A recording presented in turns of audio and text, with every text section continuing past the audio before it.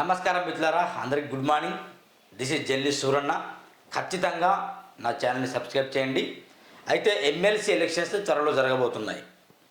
కరీంనగర్, నిజామాబాద్, మెదక్, ఆదిలాబాద్ పట్టభద్రుల ఎలక్షన్స్ జరగబోతున్నాయి. అయితే పట్టభద్రులు ఎవరికి ఓటేస్తారు? మరి దాదాపు గతంలో మనం చూసినట్టయితే పట్టభద్రులు సైతం కూడా డబ్బులు ఇవ్వందే ఓటు వేయట్లేదు అని కూడా తెలిసింది. మనం చూసాం ఖమ్మం, వరంగల్, నల్గొండ ఈ ఎన్నికల్లో ఎవరైతే బడుగు బలహీన వర్గాలకు సంబంధించిన వ్యక్తులు నిలబడ్డారో వాళ్ళ దగ్గర వెళ్ళి పట్టభద్రులాట డబ్బులు అడిగారట. ఇక ఎవరైతే ఓటుకు నోటు ఎక్కువ ఇచ్చారో వాళ్ళే గెలిచారు. ఎగ్జాంపుల్ తీన్మార్ మల్లన్న అలియా చింతపండు నవీన్, ఆయన కొన్ని కోట్లు ఖర్చు పెట్టాడు. దాదాపు 40 కోట్లు ఖర్చు పెట్టాడట. ఎక్కడ? నల్గొండ, ఖమ్మం, వరంగల్ ఈ ప్రాంతాల్లో. అయితే ఇప్పుడు కరీంనగర్, నిజామాబాద్, మెదక్, ఆదిలాబాద్ ఈ 4 జిల్లాల్లో పట్టభద్రుల ఎమ్మెల్సీ ఎన్నికలు జరగబోతున్నాయి. మరి పట్టభద్రులు వట్టభద్రుల, నిజంగా పట్టభద్రులు విజ్ఞానవంతుల అనేది మనం ఈరోజు డిస్కస్ చేయబోతున్నాం. అందులో భాగంగానే మరి ఎవరికి ఓటేయాలి, ఎవరికి ఓటేస్తే బెటర్, ఈ సమాజం మారాలంటే ఈ జనజీవన స్రవంతిలో ఎవరైతే అడుగులు ముందుకు వేస్తున్నారో వాళ్లకు మాత్రమే ఓటేయాలి. మరి ముఖ్యంగా గమనించండి మిత్రులారా, పార్టీలు బలపరిచిన అభ్యర్థులకు ఓటేస్తే వాళ్ళు పార్టీలకు భజన చేస్తారు. ఇది నగ్న సత్యం. Note this point your honour, రాసి పెట్టుకోండి. ఎగ్జాంపుల్, బీజేపీ బలపరిచిన అభ్యర్థి మీరు ఓటేస్తే అతను డెవలప్ చేయలేడు, అతను చట్టసభలో మాట్లాడలేడు. కాంగ్రెస్ బలపరిచిన అభ్యర్థి మీరు ఓటేస్తే కాంగ్రెస్కి భజన చేస్తాడు, చట్టసభల్లో మాట్లాడలేడు. బీఆర్ఎస్ అభ్యర్థి బలపరిచిన ఇట్లా ఉంటుంది కదా, వాళ్ళకు ఓటేస్తే ఇక వాళ్ళు బీఆర్ఎస్కి భజన చేస్తారు. వాళ్ళ ఎమ్మెల్యే మాటను, వాళ్ళ ఎంపీ మాటను, వాళ్ళ సీఎం మాటను వినేసి వాళ్ళు నోరు మూసుకుంటారు. అంతేందుకు మనం ఖమ్మంలో చూసాం, మల్లన్న గెలిచిండు. ఇప్పుడు బీచ్ ఉద్యమాన్ని తెర మీద తీసుకొచ్చిండు. మార్నింగ్ న్యూస్ ప్రతిరోజు మాట్లాడతాడు, కానీ తను ఎందుకు గెలిచిండు తను మర్చిపోయాడు. తన విధానం మర్చిపోయాడు, తన లక్ష్యాన్ని మర్చిపోయాడు. ప్రైవేట్ టీచర్స్కి నేను ఏం చేస్తానని చెప్పిండు, ఇప్పుడు ఏం చేస్తాడు. నిరుద్యోగులకు నేను ఏం చేస్తాను అంటున్నాడు, ఇప్పుడు ఏం చేస్తాడు. ఈ విషయాలు మొత్తం పెడచోన పెట్టి పక్కన పెట్టేశాడు. కాబట్టి విపరీతంగా అందరూ మల్లన్న తిడతాను. మల్లన్న నువ్వు ఎందుకు గెలిచావు, ఏం చేస్తున్నావు, ఖమ్మం ప్రజలకు ఏం చేశావు, వరంగల్ ప్రజలకు ఏం చేశావు, నల్గొండ ప్రజలకు ఏం చేశావు, నువ్వేం చేయలే కదా. ఇప్పుడు కొత్త ఉద్యమాన్ని తెర మీద తీసుకొస్తున్నావు. నిన్ను గెలిపించింది దేని కొరకు, అది మాత్రం చెయ్యి అని మల్లన్న విపరీతంగా వేసుకుంటాను వెనక. ఇప్పుడు సబ్జెక్ట్ అది కాదు. సబ్జెక్ట్ ఏంటంటే, నేను మరీ ఎందుకు చెప్తున్నా అంటే, అసలు ఎమ్మెల్సీ ఎలక్షన్స్ అనేవి పార్టీలకు సంబంధించింది కాదు. గమనించండి, ఎమ్మెల్యే ఎంపీ ఎలక్షన్స్ పార్టీలకు సంబంధించింది. ఇక జై జై అని అరవడం, గెంతులు వేయడం, కేకలు వేయడం, ప్రచారాలు, ర్యాలీలు, సభలు, ఇక హోరాహోరీ ప్రచారం ఉంటాయి ఎమ్మెల్యే ఎంపీ ఎలక్షన్స్లో. కానీ ఎమ్మెల్సీ ఎలక్షన్స్లో పార్టీలకు సంబంధం ఉండదు, కులానికి సంబంధం ఉండదు, మతాలకు సంబంధం ఉండదు, భేదాభిప్రాయాలకు సంబంధాలు ఉండవు. ఇది పట్టభద్రులు ఆలోచించి తీసుకునే ఒక గొప్ప నిర్ణయం. ఎవరికి ఓటేస్తే మన బతుకులు మారుతాయి, ఎవరికి ఓటు వేయాలి అని ఆలోచించుకునే సమయం ఇది. కాబట్టి పార్టీలు ఇక్కడ పార్టీ గుర్తులు ఉండవు. గమనించండి, ఇగో కాంగ్రెస్ పార్టీ హస్తం గుర్తు కోటేమని హస్తం గుర్తు పక్కన బటన్ ఉండదు, బీజేపీ గుర్తు పక్కన బటన్ ఉండదు, బీఆర్ఎస్ కారు గుర్తు పక్కన బటన్ ఉండదు. ఇట్లా ఏముంటుంది, ప్రాధాన్యత చొప్పున ఉంటుంది. మొదటి ప్రాధాన్యత నువ్వు ఎవరికి ఇస్తావు వాళ్లకు మొదటి ప్రాధాన్యత రాయాలి. అట్లా ఉంటుంది మొత్తం. ఎట్లుంటుంది అంటే ఇక బ్యాలెట్ లెక్క ఉంటుంది. కాబట్టి ఖచ్చితంగా మీరు ఎవరికి ఓటు వేయాలి అని నన్ను అడిగితే మాత్రం నేను ఒకటే మాత్రం చెప్తాను. నా గురువుకు నిలబడ్డాడు ఎమ్మెల్సీ ఎన్నికల్లో, చాలా గొప్ప వ్యక్తి. నేను చెప్తున్నా కదా, రాసి పెట్టుకోండి, ప్రామిస్. చాలా గొప్ప వ్యక్తి, ఉన్నతమైన భావాలు కలిగిన వ్యక్తి, ప్రజలందరితో మమేకమైన వ్యక్తి, ఎక్కడైనా విద్యార్థులకు కష్టాలు వస్తే అక్కడ వెళ్ళి మాట్లాడే వ్యక్తి, ప్రైవేట్ టీచర్స్ కష్టాలు వస్తే వాటిని పరిష్కరించే వ్యక్తి, ప్రభుత్వ ఉద్యోగంలో కష్టం వస్తే కూడా ఆయన వెళ్ళి సామరస్యంగా పరిష్కరించే వ్యక్తి, గోడలకు కావచ్చు తారతమ్యాలకు చోటు ఇవ్వకుండా నిజంగా ప్రజా శ్రేయస్సులో నేను కూడా భాగమే, నాకు కూడా ఓటు హక్కు ఉంది, నేను నిజాయితీ గల పౌరుణ్ణి కాబట్టి నా ఓటును నేను నమ్ముకోను. రెస్పాన్సిబుల్ సిటిజన్గా నేను ఓటు వేస్తాను. జీరో బడ్జెట్ పాలిటిక్స్ చేస్తాను. నా ఓటును నేను నమ్ముకోను, ప్లస్ అమ్ముకోని ఇవ్వను. ఓటు నిజాయితీ చేస్తే బాగుంటుందని అనేక గ్రామాల్లో పర్యటించిన వ్యక్తి జావేద్ అహ్మద్. నేను జావేద్ అహ్మద్ గారిని బలపరుస్తున్నాను. ఖచ్చితంగా ఒక జర్నలిస్ట్గా ఎవరికి వెయ్యాలని నేను చెప్పాలి, కానీ నేను చెప్తున్నాను కదా, ఖచ్చితంగా మీరు కరీంనగర్ కావచ్చు, కరీంనగర్ ప్రజలారా, నిజామాబాద్ ప్రజలారా, మెదక్ ప్రజలారా, ఆదిలాబాద్ ప్రజలారా, నథింగ్ బట్ పట్టభద్రులారా, లెక్చరర్స్ అందరికీ చేతులు జోడించి చెప్తున్నా, ప్లీజ్ ఓట్. ఎవరికి ఓట్ వేయాలి? మీరు జావేద్ అహ్మద్ గారికి ఓట్ వేయండి. ఎందుకంటే చాలా గొప్ప వ్యక్తి, మంచి భావాలు కలిగిన వ్యక్తి. చూడండి, తన గురించి నేను చెప్పాలనుకున్నా. నేను వాట్సాప్లో చూసి నేను సడన్గా షాక్ అయ్యా. అరే, మా గురువు గారు నిలబడతాను కదా, నేను చాలా అంటే చాలా గొప్పగా మంచి గర్వంగా ఫీల్ అయ్యా. అందుకే నేనే కాల్ చేసి, సార్ మీరు పంపండి సార్, మీరు నిలబడండి సార్, ఖచ్చితంగా మేము సపోర్ట్ చేస్తాం సార్ అని చెప్పా. ఓటు వేయండి, మీ ఓటు వృధా కాదు. మల్లన్నకి వేసిన ఓటు వృధా అయిపోయింది. ఈ రాజకీయ నాయకులకు ఓటు వేసిన వృధా అవుతుంది. వాళ్ళు పార్టీ మారుతాను అంటే నీ ఓటు వృధా అవుతుంది. చూడండి, జావేద్ అన్న సార్, ఎందుకంటే నాకు విద్యని బోధించిండు కాబట్టి నేను తనని సార్ అని పిలుస్తాను. చాలా మంచి వ్యక్తి. సివి రమణ్ డిగ్రీకాయలో లెక్చరర్గా చేస్తూనే ప్రైవేట్ టీచర్స్ గురించి నిజంగా అనునిత్యం ఆలోచిస్తున్న వ్యక్తి. కరీంనగర్, నిజామాబాద్, ఆదిలాబాద్, మెదక్ పట్టభద్రుల నియోజకవర్గ ఎమ్మెల్సీ అభ్యర్థి. తెలంగాణ ఉద్యమంలో professor Jayashankar sir, professor Kodandaram sir మరియు తెలంగాణ విద్యావంతుల వేదిక రాష్ట్ర కమిటీతో కలిసి 2004 నుంచి 2014 వరకు దాదాపు 10 సంవత్సరాలు తెలంగాణ సాధించుకునే వరకు శక్తి వంచన లేకుండా పోరాడిన మన తెలంగాణ ఉద్యమకారుడు. నిజంగా తెలంగాణ ఉద్యమకారుడు కాబట్టి ఓటేయాలి. నేను ఎందుకు ఓటేయమని చెప్తున్నా? రాజకీయ పార్టీలకు భయం చేస్తారు కాబట్టి ఓటేయమని చెప్పట్లే. తెలంగాణ ఉద్యమకారుడు కాబట్టి జావేద్ అహ్మద్ గారికి మొదటి ప్రయాణం ఓటేయండి. రెండవది కాదు, మొదటి ప్రయాణం ఓటు వేయండి. మిత్రులారా, నేను ఇట్లా చెప్తున్నా అంటే తన దగ్గర ఏమో డబ్బులు తీసుకొని ప్రచారం చేయట్లేదు. మా సార్ దగ్గర డబ్బులు తీసుకొని అడ్వర్టైజ్మెంట్ చేయట్లేదు. వాస్తవాలు తెలుసు, దగ్గర నుండి చూశాను, నిజాయితీ తెలుసు, నిబంధన తెలుసు, పట్టుదల తెలుసు, కృషి తెలుసు. తను సమాజం పట్ల, నిరుద్యోగుల పట్ల, లెక్చరర్స్ పట్ల, ప్రైవేట్ టీచర్స్ పట్ల ఎలాంటి లక్ష్యాలు కలిగి ఉన్నాడో తెలుసు కాబట్టి నేను దాన్ని ప్రచారం చేయాలి. నాకు నేనే సొంతంగా అనుకున్నాను కాబట్టి ప్రచారం చేస్తున్నా. ఇదిగోండి మా సారే. మొదటి ప్రయాణంతో ఓటు వేసి అత్యధికమైన గెలిపించండి. చూడండి, స్టడీస్ ఏముందంటే private lecturer, MSc zoology, MSc EV, BEd, MPhil. అంటే ఉన్నతమైన భావాలు కలిగిన వ్యక్తి, ఉన్నతమైన చదువులను అభ్యసించిన వ్యక్తిని మనం చట్టసభలో పంపిస్తే చాలా అద్భుతంగా ఉంటుంది society. Rural integrated social welfare development organisation సదస్సులలో ముఖ్య వ్యక్తిగా పాల్గొని పర్యావరణ మార్పులు, పరిష్కార మార్గాలు అనే అంశంపైన విద్యార్థులు మరియు ప్రజలను చైతన్యపరిచిన పర్యావరణవేత్త. పర్యావరణం గురించి కూడా మంచి అవగాహన ఉంది కాబట్టి ఖచ్చితంగా ఓటు వేయండి. దాని తర్వాత నేను చదువుతా. జన విజ్ఞాన వేదిక సదస్సులలో ముఖ్య వ్యక్తిగా పాల్గొని విద్యార్థులకు మరియు ప్రజలకు మూఢనమ్మకాలపైన అవగాహన కల్పించి సైన్స్తో విద్యార్థులను మరియు ప్రజలను చైతన్యపరిచిన సామాజిక సేవకుడు. జావేద్ అహ్మద్ అనగానే మీరు అరే మా కమ్యూనిటీ కాదుగా, మా కులం కాదుగా, మా హిందూ కాదుగా, మా క్రైస్తవుడు కాదుగా అనుకోకండి. నిజంగా మూఢనమ్మకాలను నిజంగా ఉన్నట్టు చెప్పుకుంటూ వాస్తవాన్ని ప్రజలకు తెలియజేసే వ్యక్తి. సైన్స్ జ్యువెలరీ సబ్జెక్ట్ కాబట్టి సైన్స్ పట్ల అపారమైన ప్రేమ కలిగిన వ్యక్తి కాబట్టి ఖచ్చితంగా మీరు చూడండి. దయచేసి కులానికి మతానికి అంటగట్టకండి, గెలిపించండి.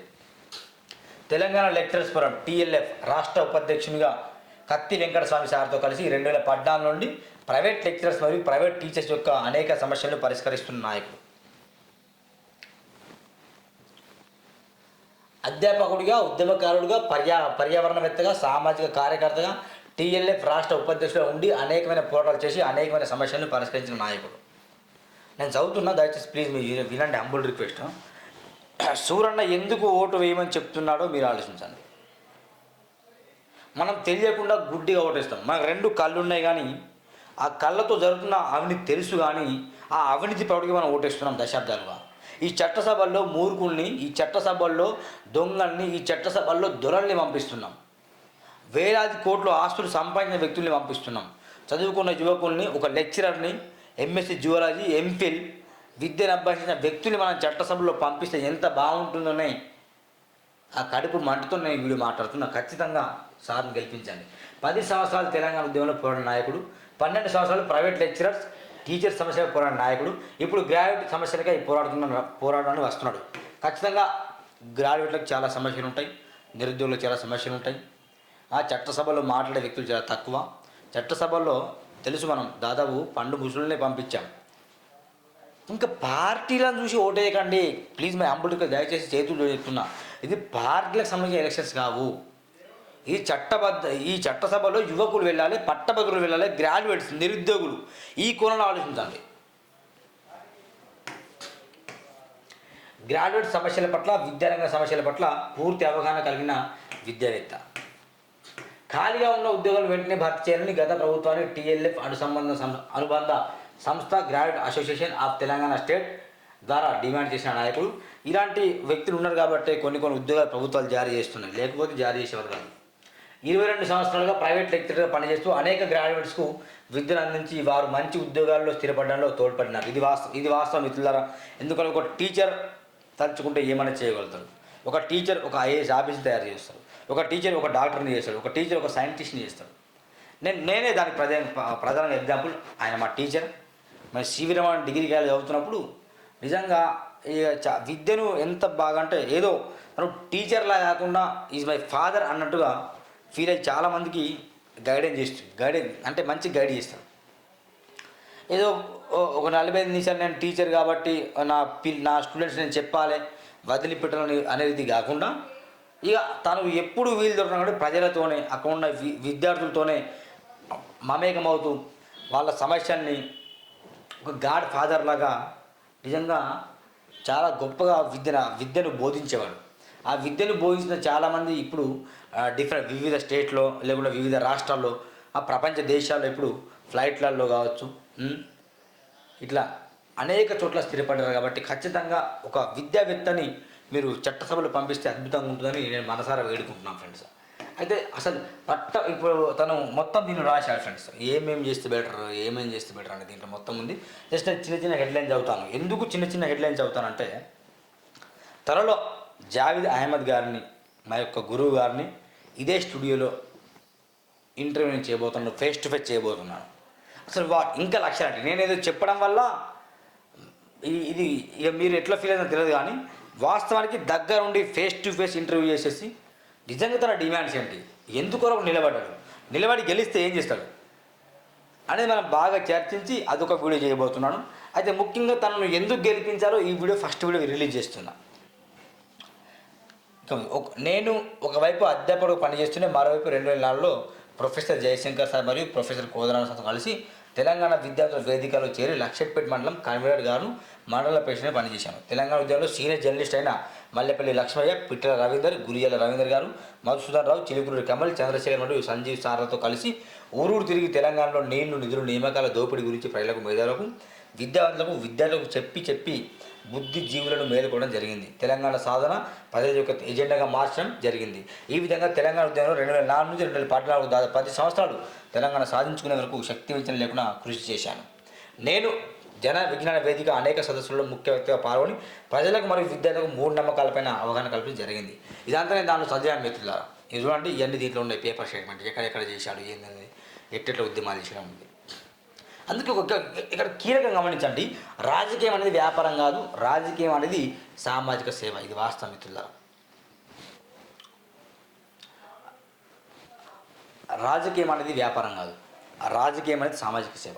ఆ పాంప్లెట్లో ఏముందో ఆల్మోస్ట్ నేను మీకు డాక్యుమెంట్ చూపించాను, దాంట్లో వర్ణించాను కాబట్టి ఆ పాంప్లెట్ పూర్తి చదవట్లే. గమనించండి, ఒక విద్యావేత్తను, ఒక ఉన్నతమైన భావాలు కలిగిన వ్యక్తిని మనం చట్టసభలో పంపిస్తే మన కొరకు వారు పని చేస్తారు. ఒకవేళ పని చేయకపోతే మనం ప్రశ్నించే అవకాశం ఉంటుంది.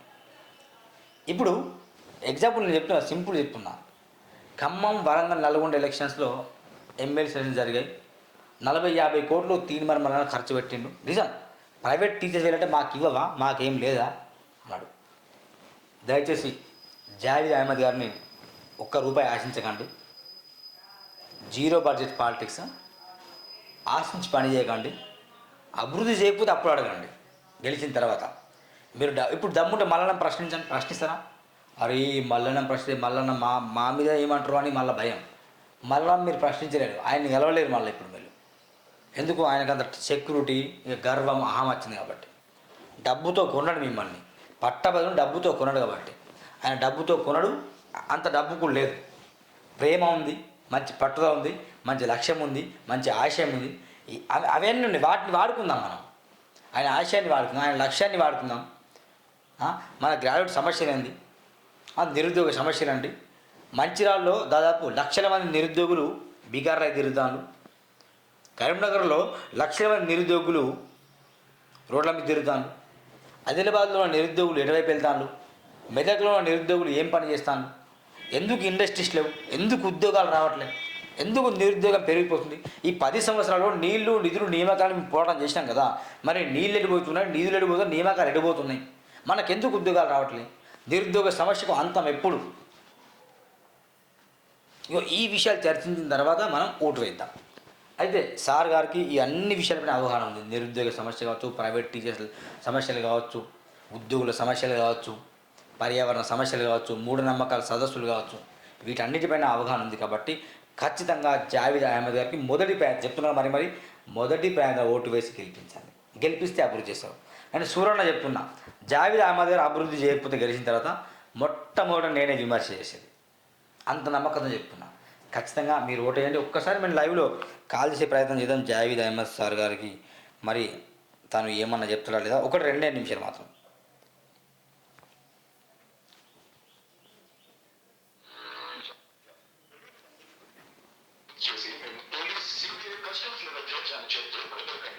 సైబర్ నేరగాళ్లు కావచ్చు, వారికి వెంటనే నేషనల్ సైబర్ హెల్ప్ లైన్ 1930కి ఫిర్యాదు చేయండి.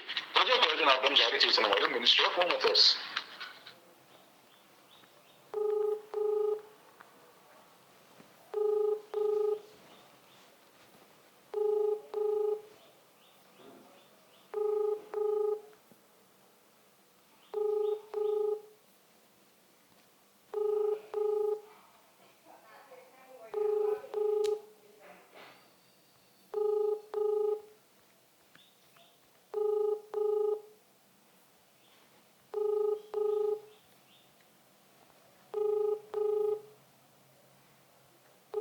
The person you're calling is... so phone is not lifting, lift చేయట్లేదు. నేను అంటే ఎట్లుంటుందని నా ప్రాసెస్, డైరెక్ట్గా కాల్ చేస్తాను. నేను ముందే చెప్పి కాల్ చేస్తాను చెప్పడం ఇట్స్ నాట్ గుడ్. ఎందుకంటే లైవ్లో డైరెక్ట్ కాల్ చేస్తేనే నిజమైన భావాలు బయటకు వస్తాయి కాబట్టి అట్లా. సో ఏదేమైనప్పటికీ చట్టసభల్లో చదువుకున్న యువకుల్ని పంపించాలి. ఇది పార్టీతో సంబంధించిన ఎలక్షన్స్ కావు, పార్టీ గుర్తులు ఉండవు. దయచేసి పార్టీ గుర్తులు వస్తున్న వారికి ఓటేయకండి. నిజమైన ఉద్యమకారుడు, తెలంగాణలో నీళ్లు నిధులు నియామకాల కోసం కొట్లాడిన వ్యక్తి ప్రొఫెసర్ జయశంకర్ కోదండరాం జన విజ్ఞాన వేదికలో పనిచేసిన వ్యక్తి. మూఢనమ్మకాలను నిజంగా విసర్జించండి, వాస్తవం తెలుసుకోండి అని చెప్పిన వ్యక్తి జావేద్ అహ్మద్. దయచేసి కులానికో మతానికో అంటగట్టకండి. మంచిగా మొదటి బ్రాండ్ ఓటు వేసి గెలిపించండి. జీరో బడ్జెట్ పార్టీ, డబ్బులు ఆశించకండి, డబ్బులు తీసుకోకండి. అవసరమైతే తన ఖర్చుల కోసం మీరే డబ్బులు ఇవ్వండి, ఇచ్చేసి మీరే గెలిపించండి. అప్పుడు మీరు ప్రశ్నిస్తారు. చూద్దాం, లెట్స్. మరి భవిష్యత్తులో తనను కూడా అతి త్వరలో ఇదే స్టూడియోలో ఫేస్ టు ఫేస్ ఇంటర్వ్యూ చేయబోతున్నాను.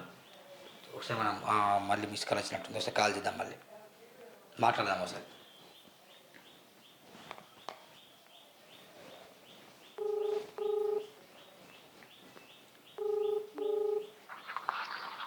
Hello sir, good morning sir. నేను ఢిల్లీ సూరన్న సార్. బాగుంటా సార్? బాగున్నాను. గుడ్ మార్నింగ్ సూరన్న గారు. అదే సార్, మీ పాంప్లెట్ వాట్సాప్లో వైరల్ అవుతున్నాయి, చూశాను నేను. సార్, కరీంనగర్, నిజామాబాద్, ఆదిలాబాద్, మెదక్ పట్టభద్రుల నియోజక ఎమ్మెల్సీ అభ్యర్థి. సార్ ముందుగా మీకు ధన్యవాదాలు సార్. ఎందుకంటే అసలు ఈ స్టెప్ తీసుకుంటారు ఊహించలేదు. థ్యాంక్ యూ సూరన్న గారు. ఎమ్మెల్సీ అభ్యర్థిగా మీలాంటి వ్యక్తులు ఉండడం అంటే ఇట్స్ చాలా గర్వకారణం సార్. థ్యాంక్ యూ సూరన్న గారు. నా ప్రశ్న ఏంటంటే సార్, ఎందుకని మీకు ఎమ్మెల్సీగా పూర్తి ఆలోచన వచ్చింది ఫస్ట్? అంటే ఈ రోజుల్లో రాజకీయం అంటే ఒక వ్యాపారంగా చూస్తున్నారు. మ్మ్. కానీ రాజకీయం అనేది ఒక సామాజిక సేవ అనే భావనను అందరిలో కలిగించాలనే ఉద్దేశంతో మ్మ్. పట్టభద్రుల సమస్యలను పరిష్కరించడం, మ్మ్. నిరుద్యోగులకు ఉద్యోగాలు కల్పించడం, మ్మ్. విద్యా రంగాన్ని బలోపేతం చేయడం, మ్మ్. టీచర్స్ లెక్చరర్ సమస్యలను పరిష్కరించడం ధ్యేయంగానే నేను ఎన్నికల్లో పోటీ చేస్తున్నాను సురన్న గారు. ఓకే, ఇప్పుడు మీరు దాదాపు మూఢనమ్మకాలపైన పనిచేశారు, పర్యావరణం పైన పనిచేశారు సార్. అంతే, జన విజ్ఞాన వేదిక కావచ్చు, ప్రొఫెసర్ కోదండరామ్ గారితో కావచ్చు, ఇలా అనేక చోట్ల నీళ్ళ కోసం, నిధుల కోసం, నియామకాల కోసం పోరాటం చేశారు. ఈ 10 సంవత్సరాల్లో మీరు అనుకున్న లక్ష్యాలు ఏమన్నా ఈ సొసైటీలో కనిపించాయా? 10 సంవత్సరాల్లో చాలా మంది నాయకులు చేయడానికి వచ్చారు, మ్మ్. కానీ కొంతవరకు సాధించగలిగినారు, కానీ పూర్తి స్థాయిలో సాధించలేకపోయారు. మ్మ్. అందుకని ఈ పూర్తి స్థాయిలో మనం ఏదైతే తెలంగాణను బంగారు తెలంగాణగా మార్చాలని ఉద్యమం చేసి ప్రత్యేక తెలంగాణను తీసుకొచ్చానామో దానిని పూర్తి స్థాయిలో సాధించుకోవడానికే ఈ ఎన్నికల్లో రావడం జరుగుతుంది. అవునండి, ఒకటి చదివాను సార్, రాజకీయం అంటే వ్యాపారం కాదు, రాజకీయం అంటే సామాజిక సేవ అనే డైలాగ్ కూడా అక్కడ రాశారు. అవును. ఇప్పుడు ఎమ్మెల్సీ ఎన్నికల్లో నిలబడాలంటే దాదాపు ఈ కరీంనగర్ కావచ్చు, నిజామాబాద్ కావచ్చు, మెదక్ కావచ్చు, ఆదిలాబాద్, ఈ అన్ని దాదాపు 30 ఎన్నో నియోజకవర్గాలు ఉంటాయి సార్, చాలా నియోజకవర్గాలు ఉంటాయి. ఇన్ని నియోజకవర్గాల్లో పట్టభద్రులు మరి అమ్ముడు పోకుండా, ఓటుకు నోటు తీసుకోకుండా ఓటు వేసే కెపాసిటీ ఉందా? ఎందుకంటే నల్గొండ, ఖమ్మం, వరంగల్లో చూస్తే 40 కోట్లకు పైగా ఖర్చు చేసి ఇక ఓట్లను పొందుకున్నాడు సార్ చాలామంది. మరి ఇప్పుడు ఎట్లా, మరి ఓటుకు నోటు ఉన్న తరుణంలో మీరు అంటే ఎట్లా జనాలు ఎట్లా చూస్తాను మిమ్మల్ని? అంటే ఒక ఉద్యమకారుడిగాను, విద్యావేత్తగాను, మరి ఒక సామాజిక కార్యకర్తగా జనాలు నన్ను చూడడం జరుగుతుంది సూరన్న గారు. నేను 10 సంవత్సరాలు ప్రొఫెసర్ జయశంకర్ సార్ మరియు కోదండరామ్ సార్ మరియు టీవీవి తెలంగాణ విద్యావంతుల వేదిక రాష్ట్ర కమిటీతో కలిసి ఉద్యమంలో పనిచేసిన తీరును అప్పుడు ప్రజలు మరియు గ్రాడ్యుయేట్లు గమనించారు. మరి ఈ రోజు ప్రతి గ్రాడ్యుయేట్ అనేటువంటిది అనేది సమాజాన్ని క్షుణ్ణంగా పరిశీలిస్తున్నాడు. కాబట్టి నాకు పూర్తిగా నమ్మకం ఉంది, ఈ డబ్బుతో ఈ ఎన్నికలు అనేటువంటివి నడవవు, సామాజిక సేవతోటే ఈ ఎన్నికల్లో ఓట్లు అనేటువంటి పడతాయి అనేటువంటి విషయాన్ని నేను ఖచ్చితంగా నమ్ముతున్నాను. నా గ్రాడ్యుయేట్స్ మీద నాకు పూర్తి నమ్మకం ఉంది. Thank you sir. మళ్ళీ అతి త్వరలో మిమ్మల్ని స్టూడియోకి పిలుస్తాను సార్, ఎందుకంటే వాట్ అసలు మీ లక్ష్యాలు ఏంటి, మీ ఆశయం ఏంటి, గెలిస్తే ఏం చేస్తారు అనేది మనం చర్చిద్దాం సార్. ఓకేనా sir? Thank you sir. Okay, thank you. ఇదండి మిత్రులారా, జావేద్ అహ్మద్ గారికి ఎందుకు ఓటు వేయాలో నేను చెప్పడం జరిగింది. ఎందుకంటే ఈ దేశంలో, ఈ రాష్ట్రంలో నిరుద్యోగ సమస్యలు చాలా ఉన్నాయి. రోజుకు పట్టభద్రులు పెరిగిపోతున్నారు, నిరుద్యోగులు పెరిగిపోతున్నారు, నిరుద్యోగులుగానే మిగిలిపోతున్నారు, పట్టభద్రులుగానే మిగిలిపోతున్నారు. వాళ్ళకి ఇండస్ట్రీస్ పెట్టి ఏమైనా ఉద్యోగాలు ఇద్దామా, దీని నుంచి ప్రశ్నించే నాయకుడు లేడు. పార్టీలకు సంబంధించిన ఎమ్మెల్సీ అభ్యర్థులు కనుక చట్టసభలో వెళ్తే వాళ్ళు మన దేశాన్ని, మన రాష్ట్రాన్ని మార్చలేరు.